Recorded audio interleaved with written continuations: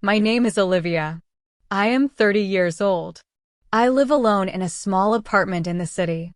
Last month, my mother died. Everything changed after that. Before my mother died, I spoke to her almost every day. Sometimes we talked on the phone for hours. Sometimes we only talked for 5 minutes. But hearing her voice always made me feel safe. Now the silence hurts me. Very badly. The day after the funeral, I stayed inside my mother's house alone. Family members already left. The neighbors stopped visiting. Even the flowers near the door looked sad. The house felt cold. Empty. Quiet. Too quiet. No sound from the kitchen. No smell of coffee. No music playing softly in the morning. No voice saying, "Olivia, did you eat breakfast?" Only silence. Heavy silence. I walked slowly through the living room. Family photos covered the walls. Photos from birthdays, Christmas dinners, school graduations. Happy moments. At least they looked happy. But suddenly, I started wondering something painful. How many secrets were hiding behind those smiles? I tried not to cry again. My eyes already hurt from crying too much at the funeral. So I decided to clean the house. Cleaning helped me stay busy. Busy people think less. Or at least they try to think less. I started in the kitchen. I washed cups. I cleaned old plates. Then I cleaned the living room shelves. After that, I went into my mother's bedroom. That room hurt the most. Her perfume still filled the air. Her glasses still sat beside the bed. Her sweater still hung behind the door. Everything looked normal. But she was gone. I sat on the edge of the bed for a few seconds. Then I took a deep breath and started cleaning again. I opened drawers one by one. Most contained normal things. Old papers. Medicine. Letters from relatives. Nothing unusual. Then I noticed something strange. At the bottom of a cabinet near the window, there was a small wooden drawer. Locked. I frowned immediately. I stared at it for several seconds. I had lived in this house my entire childhood, but I had never seen that drawer open before. Not once. Curiosity started growing inside me. Strong curiosity. I pulled the drawer harder. Still locked. I looked around the room carefully. Maybe the key was nearby. I searched inside boxes. Under books. Inside old handbags. Finally, after almost 15 minutes, I found a tiny silver key hidden inside an old jewelry box. My heart suddenly started beating faster. I do not know why. Maybe deep inside me, I already knew something important waited inside that drawer. Slowly, I walked back toward it. My hands shook slightly. The key entered the lock easily. Click. The drawer opened. Inside sat only one thing. One yellow envelope. Nothing else. Just one envelope. My name was written carefully across the front. For Olivia. I stopped breathing for a second. It was my mother's handwriting. I recognized it immediately. The room suddenly felt smaller. Warmer. Heavy. Slowly, I sat down on the floor holding the envelope carefully. It looked old. Very old. The paper felt fragile. Like it could break inside my hands. I swallowed nervously before opening it. Inside was a letter. Several pages. At the top, I saw a date. 20 years earlier. My chest tightened instantly. Why would my mother write me a letter 20 years ago? And why hide it? I started reading slowly. If you are reading this letter, it means I no longer have the courage to tell you the truth myself. I blinked. The truth?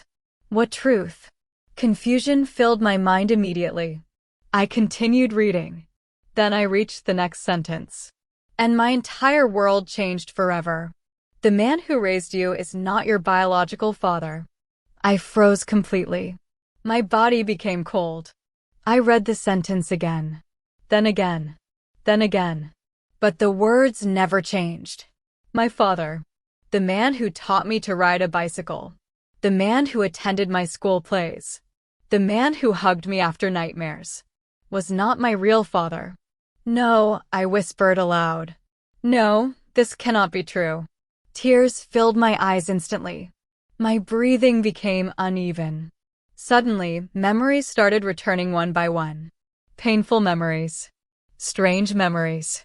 People often told me, "You do not look like your father. You have different eyes. You must look like someone else in the family." I always laughed when people said those things. But now, those words felt different. Very different. I wiped my tears quickly and continued reading. Then I saw another sentence. His name is Richard Bennett. I stared at the name silently. Richard Bennett. I knew that name. Not clearly. But somewhere deep inside my memory I knew it. Then suddenly I remembered. Years ago, I heard my mother say that name during a nightmare. She woke up crying loudly. I rushed into her room and asked, "Mom, who is Richard?" The color disappeared from her face instantly. She looked terrified. Then she grabbed my hand tightly and said, "Never ask me that again." At that time, I was young. I forgot about it after some time. But now, everything felt connected. I continued reading the letter. Every sentence hurt more than the last one. My mother explained that before marrying my father, she loved another man, Richard Bennett. She wrote that they planned a future together.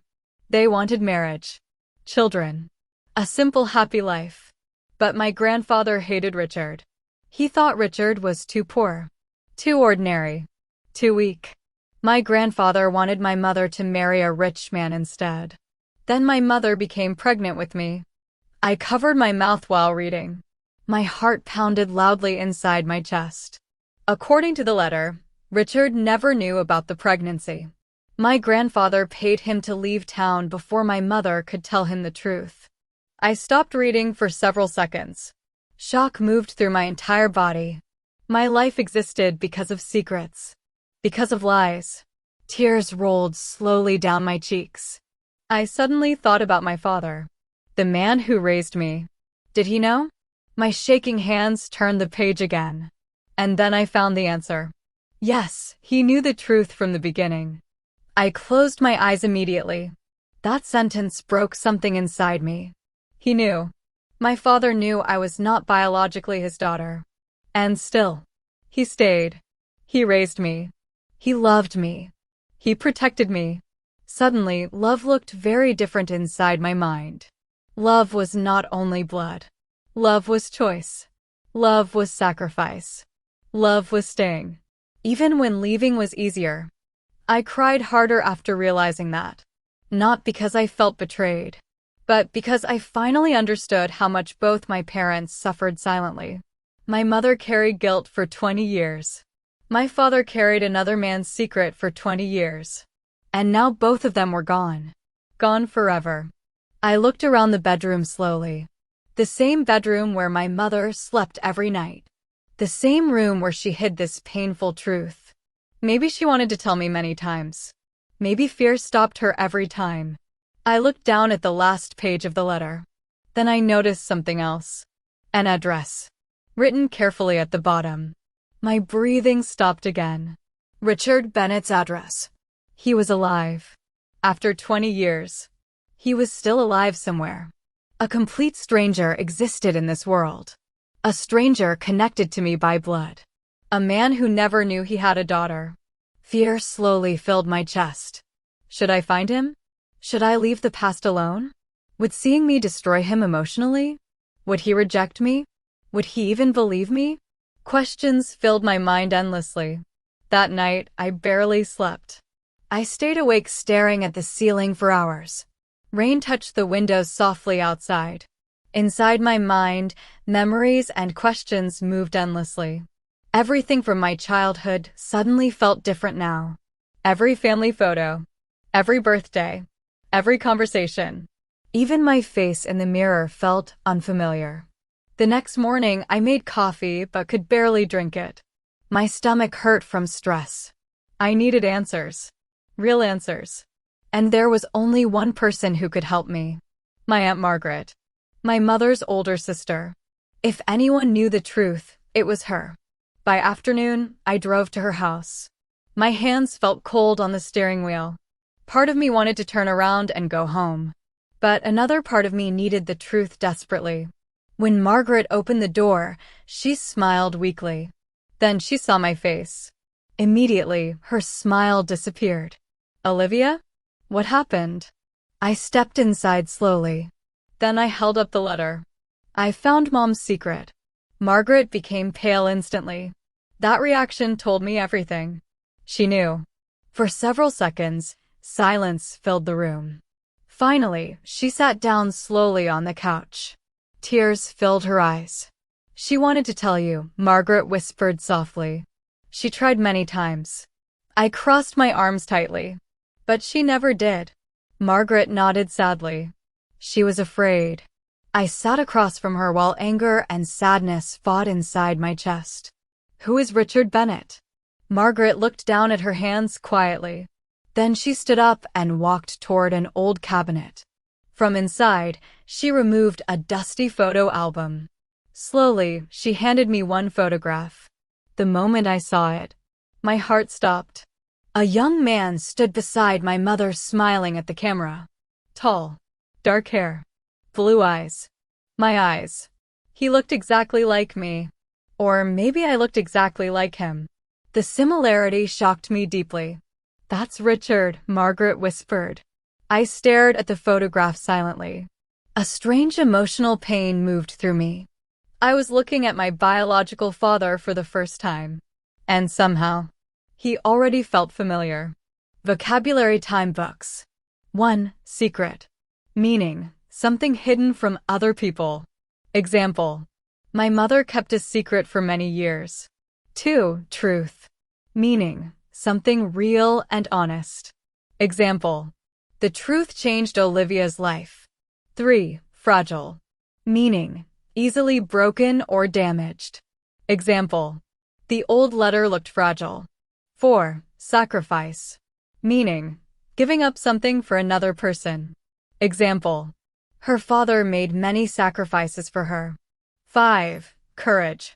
Meaning, strength to face fear. Example. Her mother did not have the courage to tell the truth. Listening practice. Repeat slowly. My life changed in one day. Some secrets stay hidden for years. Love is more than blood. I do not want to lose more time. Life lesson. Sometimes people hide the truth because they are afraid. But love is not only about blood. Real family can also be the people who stay, protect you, and care for you every day.